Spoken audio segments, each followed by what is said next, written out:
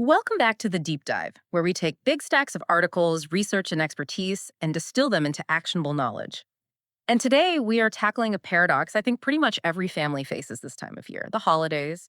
It's meant to be this beautiful, restorative time of family celebration, and yet, And yet, for so many of us, it becomes this yeah, period of maximum stress. exactly. Disrupted sleep schedules, unexpected travel, really high social demands, and, all those well meaning but pretty intense family expectations. Mhm.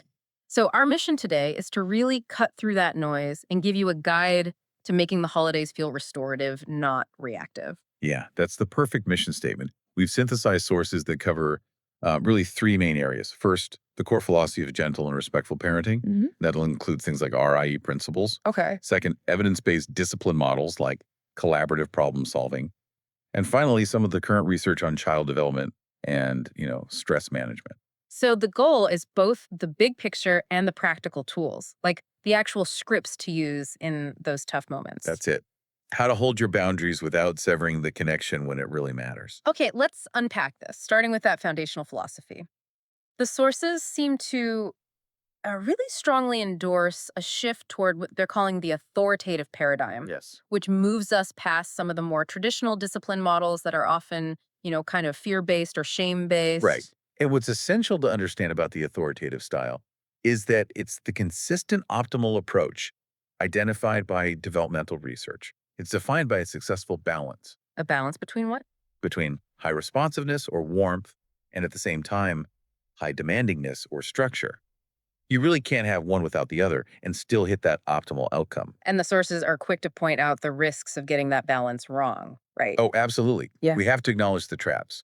So you have permissive parenting, Mhm. which has all that high warmth, but critically very low demands. Mm. During a high stress time like the holidays, this can lead to kids who really struggle with self regulation because their world just lacks a consistent structure. And the other side of that coin? That's authoritarian parenting. The classic, because I said so. It's got the high demands, but very low warmth. And this approach is linked to some significant long term issues, things like anxiety and even difficulty with independent decision making later in life.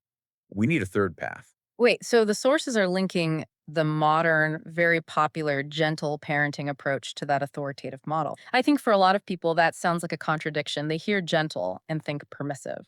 That is the core misunderstanding we have to address. How can you have high demands without being, an authoritarian? Because gentle parenting, when it's correctly defined by these research based sources, is explicitly not permissive. It uses that authoritative template. It's about establishing those clear, consistent expectations and boundaries. That's your demandingness. I see. But you teach emotional regulation and accountability using guidance and empathy, not shame. You mentioned RE principles earlier, respectful infant educaring. How does that philosophy fit into this authoritative model? RE, which was championed by Magda Gerber, it introduces this foundational idea of treating the child as an important, competent, thinking person, really from day one, Even an infant. even an infant. It emphasizes attunement, building trust, and maybe most importantly for the holiday season, it involves recognizing that a child's struggle, say the struggle to get into a snowsuit or the struggle of waiting patiently, is often necessary for their development. So if we rush in to fix every little difficult moment, We deny them the chance to build competence and resilience. that reframes discipline entirely from an act of coercion to, I guess, an act of compassionate guidance. Okay, let's zoom in on the most crucial skill needed during a conflict, especially a high stakes moment like a meltdown in a crowded mall. We have to talk about validation. Yes. The responsiveness side of authoritative parenting rests on one foundational belief. Kids do well if they can. If they can, if they can. So if they're not doing well, if they're melting down about a gift or fighting a transition, that behavior is a window. It's a window into an unmet need or a current school deficit, like uh, flexibility or frustration tolerance. It is not intentional misbehavior. So, if the behavior is the symptom, not the story, then the main tool for addressing that symptom is what they call emotion coaching. Absolutely. The research is incredibly clear on this. When kids are swept up in powerful, strong emotions, those feelings have to be acknowledged and validated first, before you can even begin to address the behavior. And if we don't, if we just say, you shouldn't be sad about that silly toy. We invalidate their internal experience, and the feelings don't go away. In fact, That kind of rejection of negative emotion is linked to increased anxiety later on. And this is where parents struggle, right? Because we are so conditioned to want to just stop the crying immediately. Of course.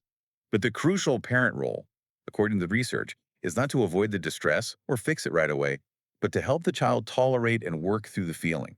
That's a huge distinction. If we're always focused on their immediate happiness, we're teaching them to run from discomfort. And you set them up for a really fragile relationship with their own emotions.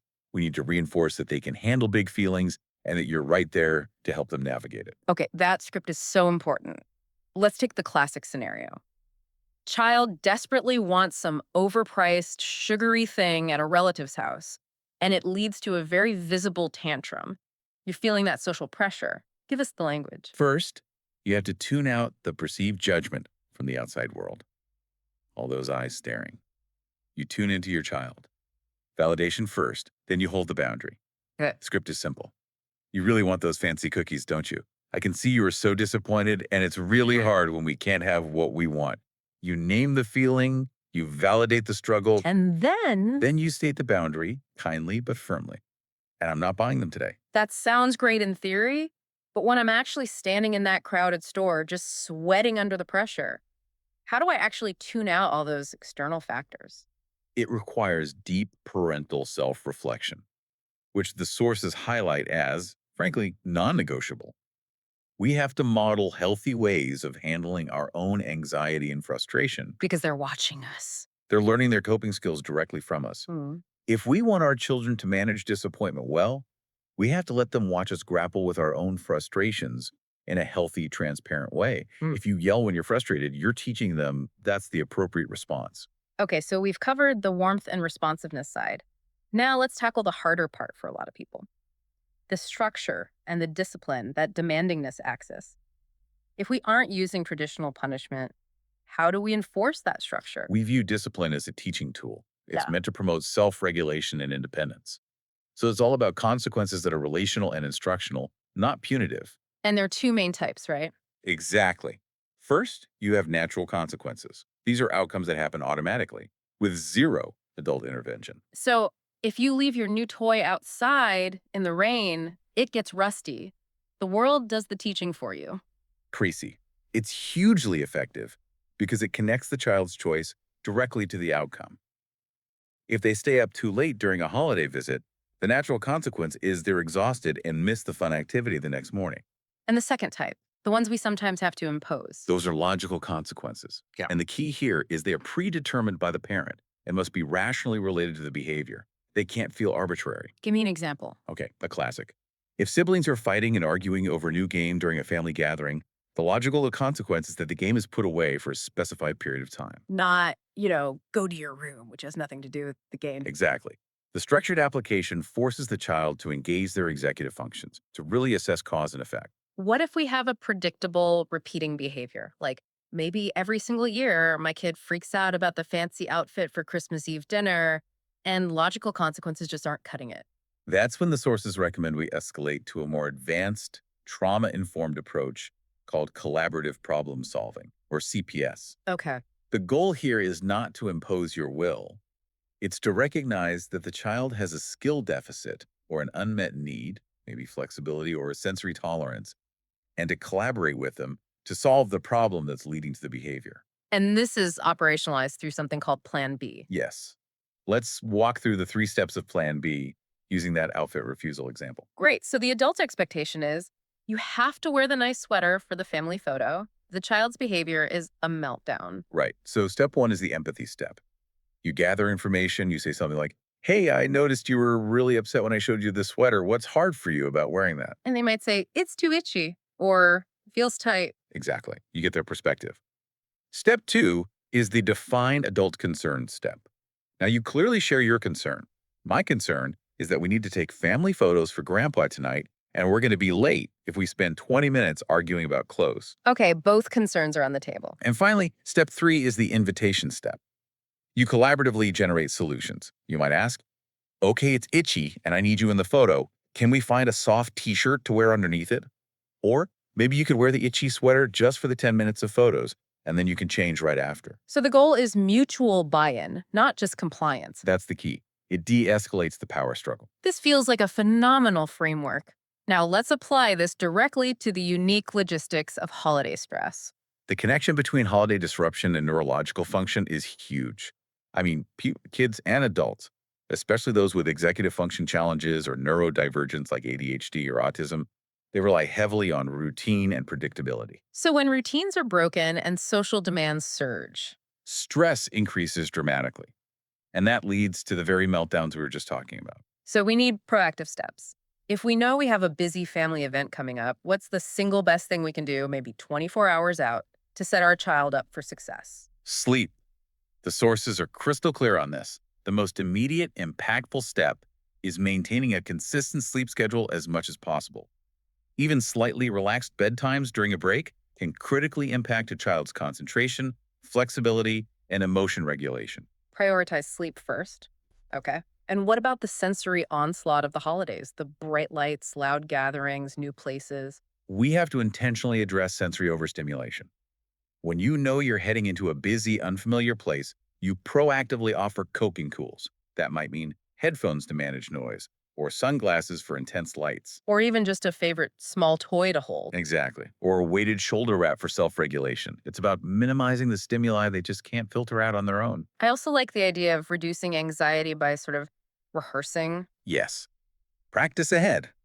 If gift opening is chaotic, role play how to respond politely to a gift they don't like. If they have social anxiety, script a few simple greetings for relatives. The more you reduce the unknown, the more you reduce anxiety. Finally, we have to address the elephant in the room for any school break. Hmm. Screen time. Hmm. It's critical.